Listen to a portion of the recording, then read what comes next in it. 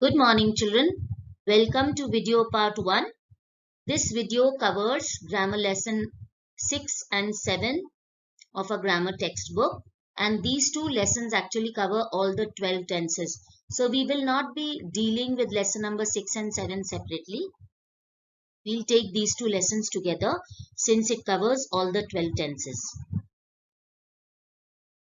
Children, it is said that the backbone of all the language is grammar, and backbone of grammar is verbs, and verbs form a significant part of tenses since verbs are the only parts of speech which help in formation of tenses. So it's good to recap all the 5 forms of verb. These 5 forms of verbs we had learnt in 6th standard. These 5 forms of verbs are V1, V2, V3, V4 and V5, right? V1 is the infinitive, or we also call it as root form of the verb. So I will write RV for root form of the verb. Then V2 is past form of the verb. V3 is past participle. V4 is present participle, the ing form. If you remember, while learning finite and non-finite verbs, we had learnt this new term, present participle, the verb in the ing form. And the last V5 is verb plus S or ES. This is also called as singular verb since it is used with singular subject.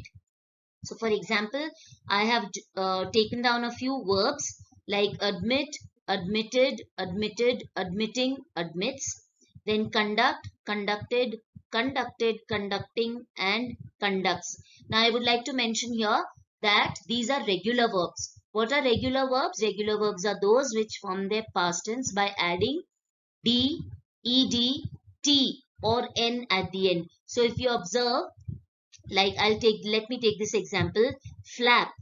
The past tense of flap is flapped. Now why have we doubled P here? Because of CVC rule. Now if you observe flap, it ends in LAP, which is CVC rule, consonant, vowel, consonant. So there's a rule that if a word ends in CVC rule and if we have to add a suffix, then we double the consonant. So that's the reason why we have doubled P here. Okay.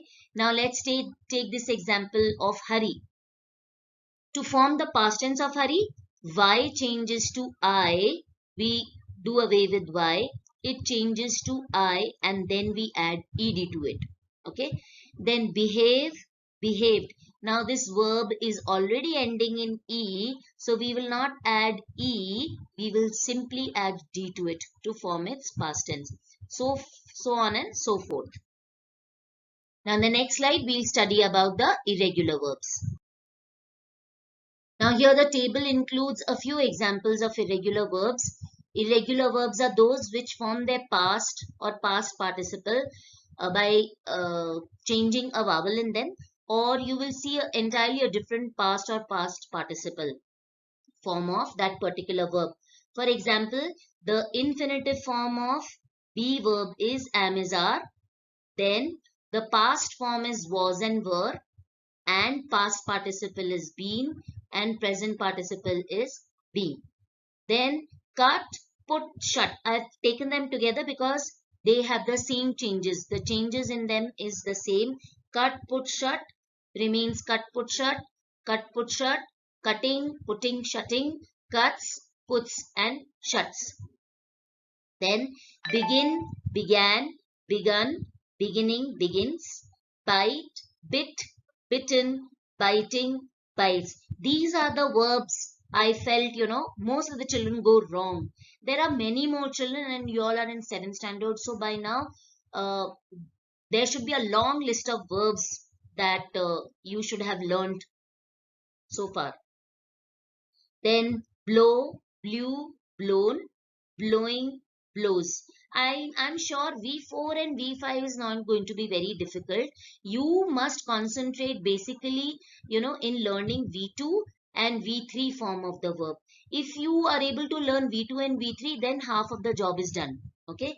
Then wear, wore, worn, wearing, wears, choose, chose, chosen, choosing, chooses, do, did, done, doing, and does, and last is rise, rose, risen, rising, and rises.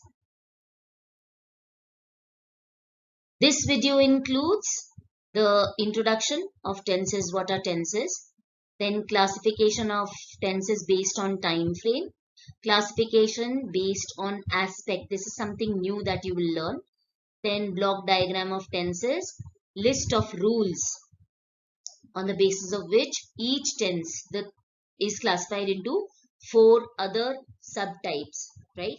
And then in the next video, we'll start with present tense, past tense, and future tense. Children, tense means time, okay?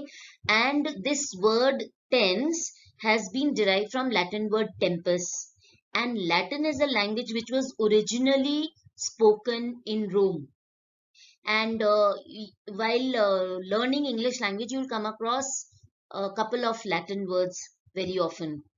So tense means time, and a verb indicates time of an action, event, or condition in a sentence.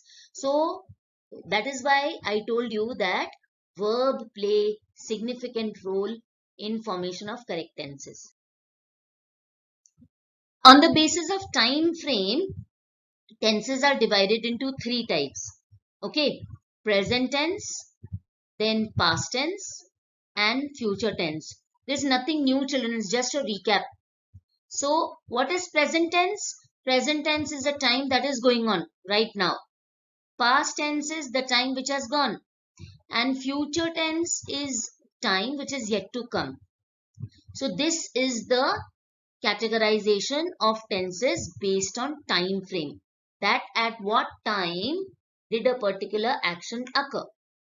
Now next we'll study the different types of tenses based on aspect. How are the 3 different tenses used? So present tense is used to express an unchanging, repeated or recurring action or situation that exists only now. As I told you, present means now, the time which is going on now. Past tense talks about an action that started and finished in the past. It has nothing to do with now or present time. And future tense expresses an action or situation that will occur in future. That means time yet to come. On the basis of aspect, each of the 3 tenses are divided into 4 subtypes. Aspect actually helps us to understand whether the action was going on. So it talks about the continuity of the action. Or it also tells us completeness of the action, whether the action got completed. So there are 4 aspects in each tense.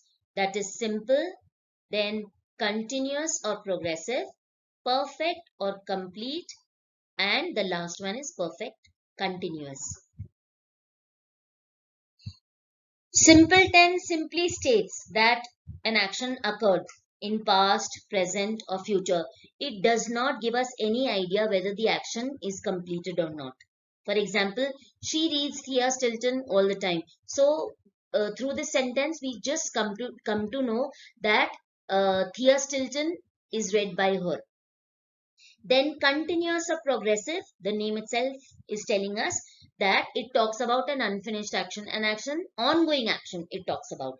She is reading Thea Stilton these days. So is reading means that the reading of the book is still on. Perfect or complete tense, it describes actions which have finished.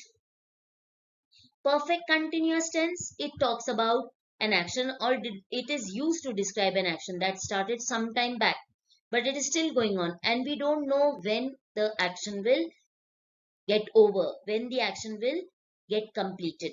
Example, she has been reading Thea Stilton last week. Now if you observe, I have picked up all the sentences which are belonging to present tense. Each tense, present, past and future is divided into subtypes based on the aspect like simple, continuous, perfect and perfect continuous. So these 12 tenses we will be learning in detail. So children, in this video we learned what is the meaning of tense, and on the basis of time frame, tenses are of three types: past, present and future. Then based on aspect, each of these three tenses are further divided into four, and they are simple, continuous or progressive, perfect or complete, and the last, perfect continuous. So this brings us to the end of video 1. I will also be sending a reference video, the link, so please watch that also. And in the next video, we'll start with present tense. Thank you.